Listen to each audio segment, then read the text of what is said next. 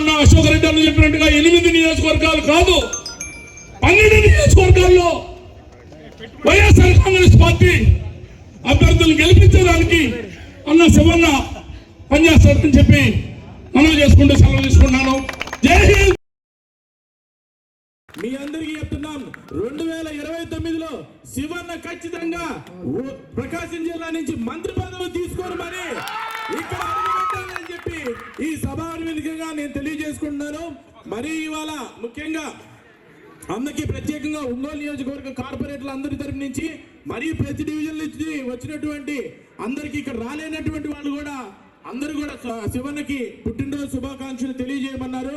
అందుకోసం మీ అందరికీ ఒంగోలు నియోజకవర్గ ప్రజల తరపున మీకు once more happy birthday to Shivanna. గట్టిగా హ్యాపీ బర్త్డే టు గట్టిగా హ్యాపీ బర్త్డే.